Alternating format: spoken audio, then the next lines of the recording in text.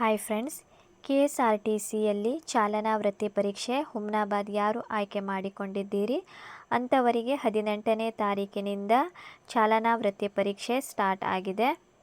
18ನೇ ತಾರೀಕಿನಿಂದ 24ನೇ ತಾರೀಕುವರೆಗೆ 240 ಅಭ್ಯರ್ಥಿಗಳ ಮೊದಲನೇ ಲಿಸ್ಟನ್ನು ವೆಬ್ಸೈಟ್ನಲ್ಲಿ ಹಾಕಿದ್ದಾರೆ. ದಿನಕ್ಕೆ 30 ಅಭ್ಯರ್ಥಿಗಳ ಒಂದು ಚಾಲನಾ ವೃತ್ತಿ ಪರೀಕ್ಷೆ ಅವರು ಹುಮ್ನಾಬಾದಿನಲ್ಲಿ ನಡೆಸುತ್ತಾ ಇದ್ದಾರೆ. ಸೆಕೆಂಡ್ ಲಿಸ್ಟ್ ಕೂಡ ಅವರು ಬಿಡುಗಡೆ ಮಾಡಿದ್ದಾರೆ. ತುಂಬ ಅಭ್ಯರ್ಥಿಗಳಿಗೆ ಮೆಸೇಜ್ ಬರಲು ಸ್ಟಾರ್ಟ್ ಆಗಿದೆ. 25ನೇ ತಾರೀಕಿನಿಂದ ಸೆಕೆಂಡ್ ಲಿಸ್ಟ್ ಕೂಡ ಅವರು ಬಿಡುಗಡೆ ಮಾಡಿದ್ದಾರೆ.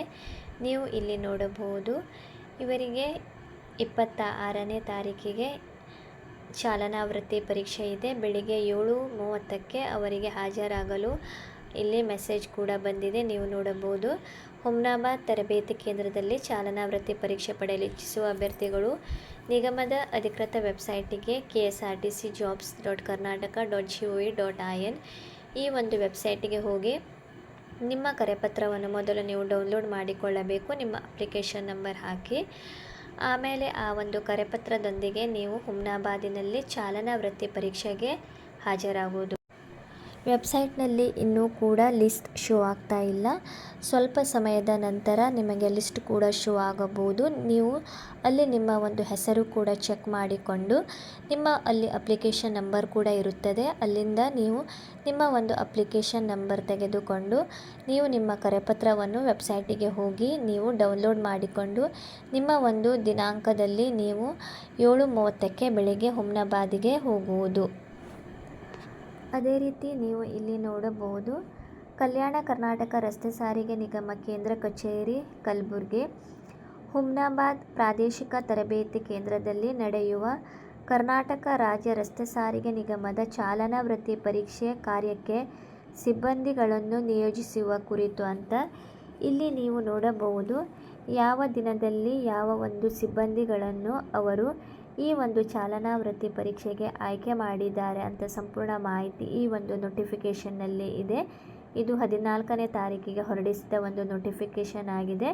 ಇಲ್ಲಿ ನೀವು ನೋಡಬಹುದು, ಎಷ್ಟು ದಿನದಿಂದ ಎಷ್ಟು ದಿನದವರೆಗೆ ಯಾವ ಒಂದು ಸಿಬ್ಬಂದಿಗಳನ್ನು ಚಾಲನಾ ವೃತ್ತಿ ಪರೀಕ್ಷೆ ನಡೆಸಲಾಗುವುದು ಅಂತ ಸಂಪೂರ್ಣ ಮಾಹಿತಿ ಇಲ್ಲಿ ನೀಡಿದ್ದಾರೆ. ಅದೇ ರೀತಿ ನೀವು ನೋಡುವುದಾದರೆ 18ನೇ ತಾರೀಕಿನಿಂದ ಕೊನೆಯ ದಿನಾಂಕ ನೀವು ಇಲ್ಲಿ ನೋಡಿ 10/10/2024 ಅಂದರೆ 18ನೇ ತಾರೀಕಿನಿಂದ ಅಕ್ಟೋಬರ್ 10ನೇ ತಾರೀಕುವರೆಗೆ ನಿಮ್ಮ ಒಂದು ಚಾಲನಾ ವೃತ್ತಿ ಪರೀಕ್ಷೆ ಹುಮ್ನಾಬಾದಿನಲ್ಲಿ ಅವರು ನಡೆಸುತ್ತಾರೆ. ನೀವು ನೋಡಬಹುದು ಯಾವ ದಿನದಲ್ಲಿ ಯಾವ ಸಿಬ್ಬಂದಿಗಳ ಅಂತ ಇಲ್ಲಿ ಆಲ್ರೆಡಿ ಅವರು ನೋಟಿಫಿಕೇಷನ್ ಹೊರಡಿಸಿದ್ದಾರೆ. ಸೊ ಇಲ್ಲಿ ನಾವು ನೋಡುವುದಾದರೆ ಅಕ್ಟೋಬರ್ 10ನೇ ತಾರೀಕುವರೆಗೂ ಹುಮ್ನಾಬಾದಿನಲ್ಲಿ ಚಾಲನಾ ವೃತ್ತಿ ಪರೀಕ್ಷೆ ನಡೆಸಲಾಗುವುದು.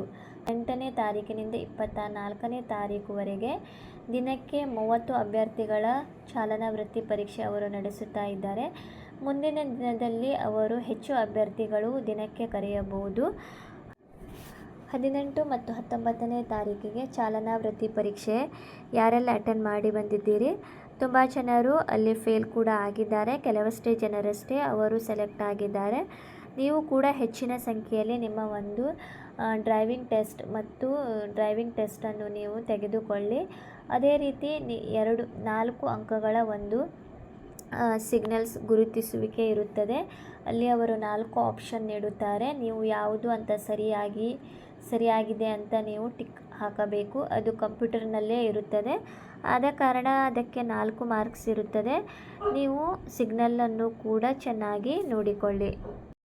ಅದೇ ರೀತಿ ಯಾರ ಒಂದು ಚಾಲನಾ ವೃತ್ತಿ ಪರೀಕ್ಷೆ ನಡೆದಿದೆ 18 ಮತ್ತು 19ನೇ ತಾರೀಕಿಗೆ ಅವರು ನೀಡಿದ ಮಾಹಿತಿ ಪ್ರಕಾರ ಅವರ ಒಂದು ಟೆಸ್ಟ್ ತುಂಬ ಟಫ್ ಆಗಿತ್ತು.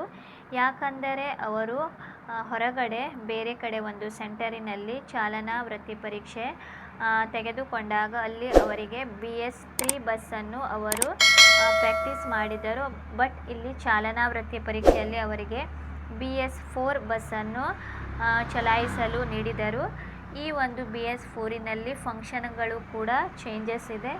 ಆದ ಕಾರಣ ತುಂಬ ಒಂದು ಅಭ್ಯರ್ಥಿಗಳಿಗೆ ಜಡ್ಜ್ಮೆಂಟ್ ಕೂಡ ಸಿಕ್ಕಿಲ್ಲ. ಆದ ಕಾರಣ ತುಂಬ ಒಂದು ಅಭ್ಯರ್ಥಿಗಳು ಫೇಲ್ ಕೂಡ ಆಗಿದ್ದಾರೆ ಮತ್ತು ಅವರಿಗೆ ಕಡಿಮೆ ಅಂಕ ಕೂಡ ಬಂದಿದೆ. ಸೊ ನೀವು ಕೂಡ BS4ನಲ್ಲಿ ಯಾವೆಲ್ಲ ಬೇರೆ ಬೇರೆ ಫಂಕ್ಷನ್ಸ್ಗಳು ಇದೆ ಅಂತ ನೀವು ಚೆನ್ನಾಗಿ ನೋಡಿಕೊಳ್ಳಿ.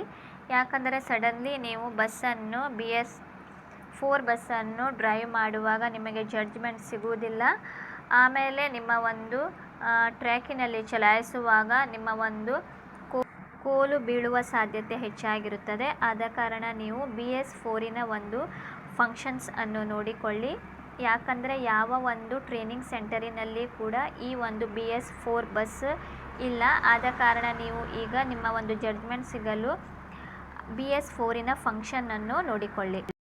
ಈ ಮಾಹಿತಿ ಇಷ್ಟವಾದರೆ ನನ್ನ ಚಾನಲನ್ನು ಸಬ್ಸ್ಕ್ರೈಬ್ ಮಾಡಿ, ಲೈಕ್ ಮಾಡಿ ಮತ್ತು ಶೇರ್ ಮಾಡಿ.